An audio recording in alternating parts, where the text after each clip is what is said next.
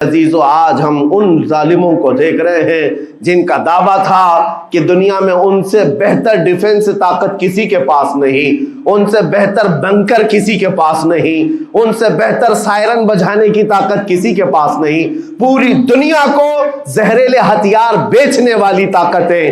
آج ہم نے یہ بھی دیکھا ہے کہ آپ تمامی حضرات سے یہ گفتگو کرنا چاہوں گا کہ میرے عزیزو، یہ صرف فلسطین اور اسرائیل کا مسئلہ نہیں ہے، یہ اسلام اور کفر کا مسئلہ ہے، اور پوری دنیا کے لیے، پوری دنیا کے لیے اگر وہ حقیقت کی نگاہیں رکھتی ہیں، چاہے وہ کسی بھی قوم سے وابستہ ہو، چاہے وہ کوئی بھی دین اور دھرم سے تعلق رکھتے ہو، میں ان سے کہتا ہوں اگر اینک تمہارے اوپر جھوٹ کی نہیں پڑی ہے تو آنکھیں کھول کر دیکھ لو ظلم اور بربریت کس جگہ ہے اور حق کے لیے لڑنے والے کون ہیں۔ یہ ہر ایک منصف مزاج آدمی بھی آج پہچان سکتا ہے کہ کون نہتہ مارا جا رہا ہے اور کون سپر پاور طاقت پر کھڑے ہو کر اپنے مظلوم ہونے کا دعویٰ کر رہا ہے۔ ہر دنیا کا انصاف پسند آدمی آج بول سکتا ہے، لیکن یہ دور بھی امتحان کا ہے۔ جتنے کیڑے مکوڑے دل میں بغض و عداوت رکھتے ہیں اسلام کے، وہ ظالموں کے ساتھ کھڑے ہوئے نظر آتے ہیں، آج ظالموں کے ساتھ کھڑے ہوئے نظر آتے ہیں۔ نبی کریم صلی اللہ تعالیٰ علیہ وسلم نے فرمایا، مسلمانوں آپ اپنی اوپینین، اپنی رائے کیا رکھتے ہیں یہ بہت امپورٹنٹ ہے۔ دنیا کیا کہتی ہے اس سے مجھے غرض نہیں، تمہارا تعلق تمہارے نبی پاک کے فرامین سے ہے۔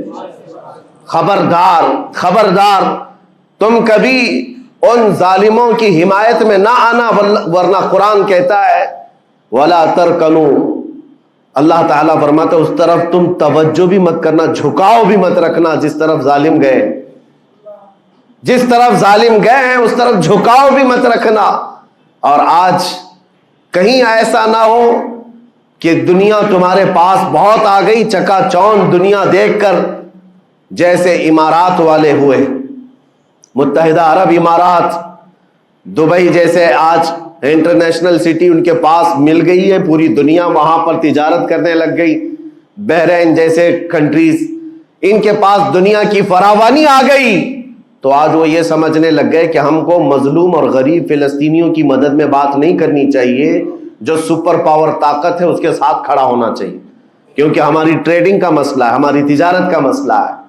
وہ یہ بھول گئے کہ ان کا اسلام کہاں ہے، ان کے آباء و اجداد کی روایت کہاں ہے۔ لیکن میں آپ سے کہتا ہوں ان کے نقشے پر چل کر کبھی اپنی رائے کو بدل نہ دینا۔ بعض مسلمانوں میں یہ گفتگو پھیلی ہوئی ہے کہ کیا ہم ہی مسلمان ہیں ہندوستان کے، کیا ہم ہی لوگ ہیں جو اپنی رائے بنائیں، وہ بڑے بڑے لوگ ہیں، عرب لوگ ہیں اور بڑے بڑے مشائخ ہیں وہاں پر، ان لوگوں نے رائے الگ بنائی ہے، وہ دنیا کے اور پیسوں کے پجاری بن گئے ہیں، ان کے ہاں نفس غالب آ چکا ہے اور شیطان کا ان کے اوپر غلبہ ہے، وہ حق نہیں دیکھ رہے ہیں۔ میرے عزیزو، کہیں تم اپنی رائے اس طرح بنا لیے تو حدیث کو جھٹلانے والے ہوں گے۔ اللہ کے حبیب صلی اللہ علیہ وسلم کی حدیث سناتا ہوں، حضور پاک صلی اللہ علیہ وسلم فرماتے ہیں لا تزال عصابۃ من امتی یقاتلون علی ابواب دمشق وما حولها وعلى ابواب بیت المقدس ظاہرین علی الحق۔ حضور پاک صلی اللہ علیہ وسلم فرماتے ہیں لا یضرهم خذلان من خذلهم ظاہرین علی الحق الى ان تقوم الساعہ۔ میرے آقا فرماتے ہیں قیامت تک میری امت میں ایک جماعت ایسی ہوگی جو دمشق کے دروازوں پر اور بیت المقدس کے دروازوں کے اطراف میں حق کے لیے کھڑی رہے گی قیامت آنے تک۔ اور حضور پاک نے یہ بھی فرمایا، میرے آقا مخبر صادق صلی اللہ علیہ وسلم کے فرمان آج ہم اپنی آنکھوں سے دیکھ رہے ہیں۔ حضور فرماتے لا یضرهم خذلان من خذلهم، میرے آقا فرماتے ہیں دنیا کے بڑے بڑے دھوکہ دینے والوں کا دھوکہ انہیں کچھ اثر نہیں کرے گا، انہیں کوئی نقصان نہیں پہنچائے گا۔ آج بڑے بڑے پیٹروٹ میزائل داغ کر کے اگر وہاں کے علاقوں کو ختم کرنے کا دعویٰ کر رہے ہیں تو مجھے میرے نبی کے فرمان پر یقین ہے یہ کبھی نہیں ہو سکے گا، کبھی نہیں ہو سکے گا۔ کچھ عمارتوں کے گر جانے اور کچھ بچوں کے اور کچھ لوگوں کے قتل ہو جانے کا نام یہ جیت اور فتح نہیں ہے۔ میرے عزیزو آج ہم ان ظالموں کو دیکھ رہے ہیں جن کا دعویٰ تھا کہ دنیا میں ان سے بہتر ڈیفنس طاقت کسی کے پاس نہیں، ان سے بہتر بنکر کسی کے پاس نہیں، ان سے بہتر سائرن بجانے کی طاقت کسی کے پاس نہیں، پوری دنیا کو زہریلے ہتھیار بیچنے والی طاقتیں۔ آج ہم نے یہ بھی دیکھا ہے کہ صرف محض ایک چھوٹی سی جماعت سے ان کے ہاتھ پیر ڈھیلے نظر آتے ہیں اور ان کے جسموں میں کپ کپی نظر آتی ہے۔ پوری طاقت تمہاری ایک جگہ۔ میں بھی چند دنوں قبل عمرہ میں تھا، جب یہ پڑھ رہا تھا کہ ایک چھوٹی سی جماعت جس کو پوری انٹرنیشنل دنیا مل کر کے آتنکواد گھوشت کرتی ہے، امریکہ ہو، یو کے ہو اور دوسری بہت ساری طاقتیں، وہاں پر فلسطینیوں کی حمایت میں لڑنے والے ان مجاہدین کو یہ آتنکواد کہتے ہیں، ٹیررسٹ کہتے ہیں، جو اپنے چھوٹے سے علاقے کو بچانے کے لیے اپنی جانیں دے رہے ہیں، وہ آتنکواد ہیں، وہ ٹیررسٹ ہیں۔ ان کے پاس کھانے پینے کی چیزیں نہیں رہ گئی، ان کی کرنٹ سپلائی بند کر دی گئی، ان کا پانی بند کر دیا گیا، پھر بھی وہ آتنکواد ہیں۔ میرے عزیزو یہ دنیا کا دگلا معیار دیکھو آپ۔ رشیا پورے یوکرین کو تباہ کرتا رہا، پورا راکھ میں بدل دیا۔ ان ظالم کتوں کی زبان پر کبھی نہیں آیا کہ رشیا آتنکواد ہے یا رشیا ٹیررسٹ ہے۔ یہ میڈیا میں بھونکتے رہے رشیا اور یوکرین کی وار چل رہی ہے، زمین کا مسئلہ ہے۔ ارے ہزاروں لوگوں کو رشیا راکھ میں بدل کر رکھ چکا ہے، کیوں نہیں بولتے اس کے متعلق؟ کیوں نہیں کہتے کہ وہ آتنکواد ہے؟ اس لیے کہ یہ ظالم دجالی میڈیا جتنے ہیں، انہیں پتا ہے ان کے باپ داداؤں سے بڑی طاقت اس کے پاس موجود ہے۔ طاقتوں کی پوجا کرنا اور بڑی بڑی طاقتوں کو سلام کرنا یہ ان کی فطرت میں داخل ہے، اور ہم الحمدللہ مسلمان ہر وقت یہ فیصلہ رکھتے ہیں کہ جو غریب ہے، جو مظلوم ہے، وہ چاہے ایک سکہ بھی نہ رکھتا ہو، ہم اس کی حمایت میں ہمیشہ کھڑے رہتے ہیں۔ یہ اسلام کی خاصیت ہے۔ ہم طاقت و قوت اور تخت کو دیکھ کر کسی کی حمایت میں نہیں کھڑے ہوتے، بلکہ حق و باطل کو دیکھ کر اگر مظلوم چھوٹی سی جگہ پر بھی ہے تو ہم اس کے ساتھ کھڑے ہیں۔ اسلام میں ہو یا نہ ہو، اگر وہ مظلوم ہے تو اس کی آواز ہم اٹھاتے ہیں۔ عزیزان گرامی وقار، جس کو اپنی طاقتوں پر خوب بھروسہ تھا، میں ایک بات عرض کرتا ہوں، مسلمانوں آج جاگنے کی ضرورت ہے، بیداری کی ضرورت ہے۔ تمہارے دماغوں پر یہ پٹی ڈالی گئی ہے اور یہ بٹھایا گیا ہے ان کے پاس بہت بڑی بڑی طاقتیں، تمہارے ادھر ادھر کرنے سے کچھ نہیں ہوتا، تمہاری آواز اٹھانے سے کچھ نہیں ہوتا۔ رب تبارک و تعالیٰ نے تمہیں یہ ظاہر کر دیا کہ میں ابھی پڑھ رہا تھا اس چھوٹے سی علاقے میں، غزہ پٹی میں بڑی بڑی دنیا کی 4 تنظیمیں، خفیہ خبر رساں ایجنسیاں موجود ہیں جو ان کی خفیہ خبریں ہر وقت پہنچاتی ہیں۔ وہ اسرائیل کی بھی ہے، امریکہ کی بھی ہے اور سعودی عرب کی بھی ہے اور ایجپٹ کی بھی ہے۔ 4 بڑے بڑی کنٹریز کی خفیہ ایجنسیاں کام کر رہی ہیں اور سب کی سب خفیہ خبر رساں ایجنسیاں فیل ہو گئی، ناکام ہو گئی۔ اس کے باوجود اسرائیل کے درندوں کو یہ وحشتناک چیز دیکھنی پڑی۔ دنیا آج اس میں حیرت میں ہے کہ ایسا کیسے ہو گیا، ایسا کیسے فیل ہو گیا، یہ سسٹم کیسے کام نہیں کر سکا، ہمیں پہلے سے اطلاع کیسے نہیں ملی۔ میں قرآن پڑھ کر کے بتاتا ہوں، میرا رب فرماتا ہے وَمَكَرُوا وَمَكَرَ اللَّهُ وَاللَّهُ خَيْرُ الْمَاكِرِينَ۔ کافر منصوبہ بناتے ہیں اور اللہ خفیہ تدبیر کرتا ہے اور اللہ کی خفیہ تدبیر غالب آتی ہے۔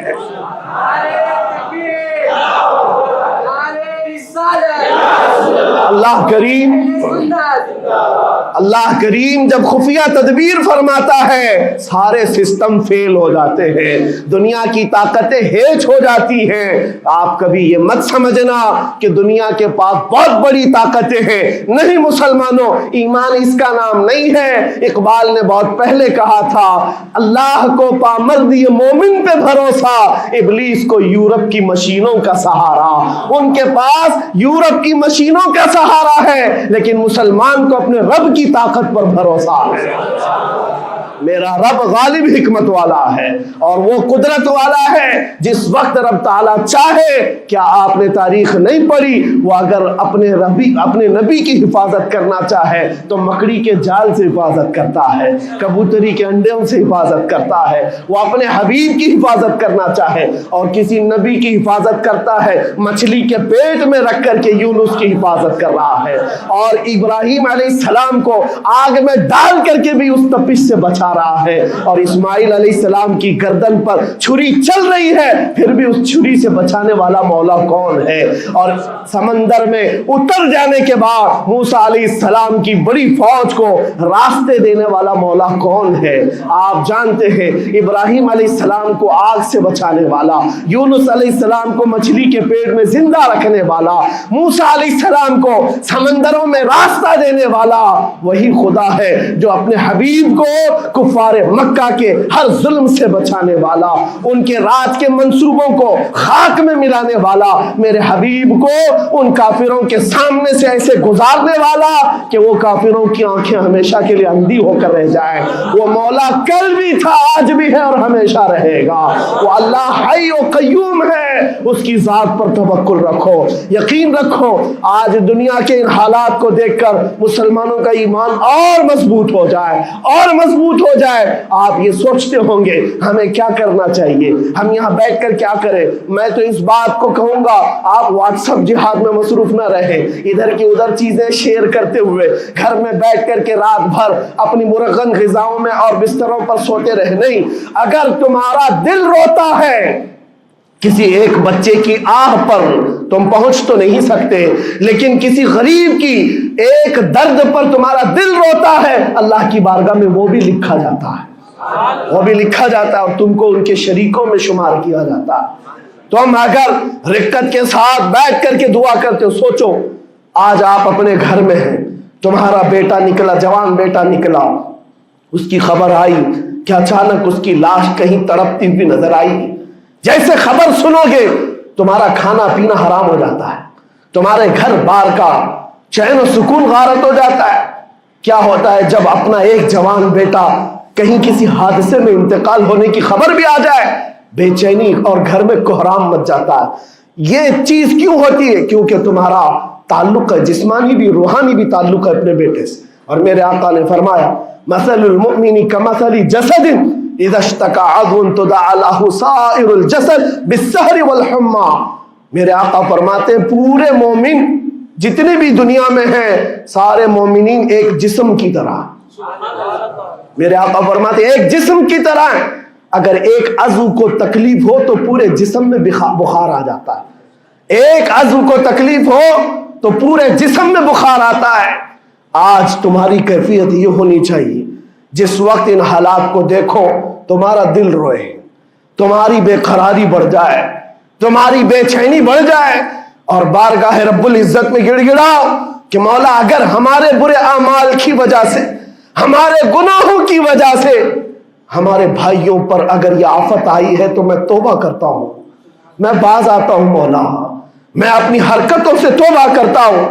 آج تمہیں پتا ہے یہ آج کا حادثہ نہیں، اس دنیا کو میں جتنا کوسوں کم ہے جو دغلی پالیسی رکھتے ہیں، جو ڈبل سٹینڈ رکھتے ہیں، ان کو جتنا بولوں کم ہے. میں ڈرتا نہیں ہوں اس بات پر، لیکن آج دل بھرا ہوا ہے ان مظلوموں کی آواز کو سن سن کر کے، جن کے گھروں پر رات بھر بمباری ہوتی ہے، جن کے شہر کا پورا بادل پٹاخوں سے نہیں میزائلوں سے روشن دکھتا ہے.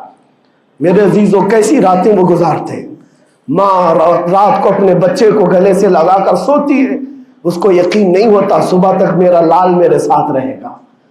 انہیں پتہ بھی نہیں ان کے دروازوں پر موت دستک دے رہی ہے. 5000 سے زیادہ راکٹ داغ کر کے ابھی بھی ختم نہیں کیا گیا.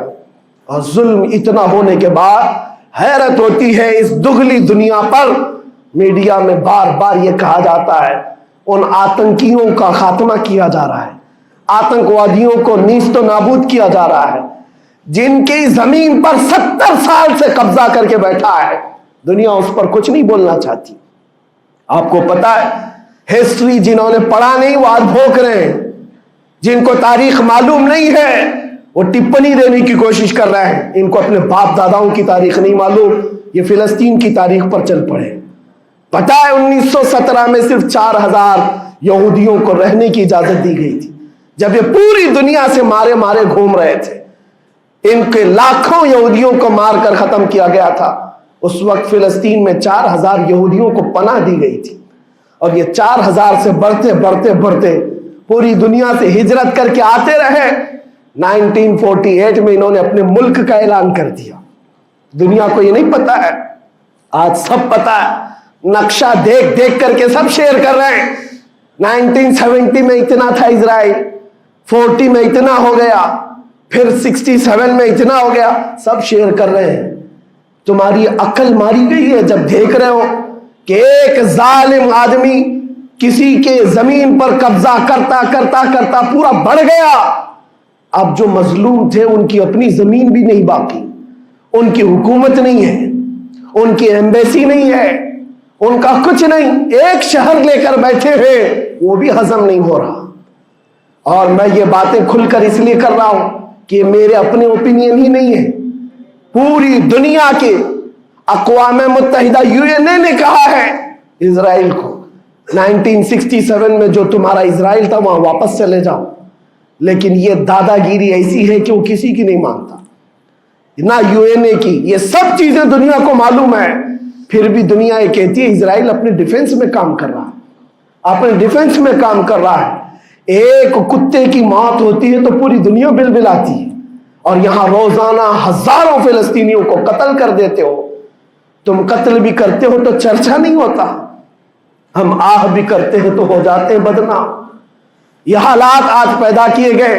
میں آپ حضرات کو یہ بات کہنا چاہوں گا، یہ ایمان کے مضبوط کرنے کا وقت آ چکا ہے۔ میرے آقا کے فرمان پر یقین کرو، اللہ کی مدد آتی ہے اور آ کر رہے گی انشاءاللہ۔ اور یہ حالات آپ دیکھ رہے ہیں۔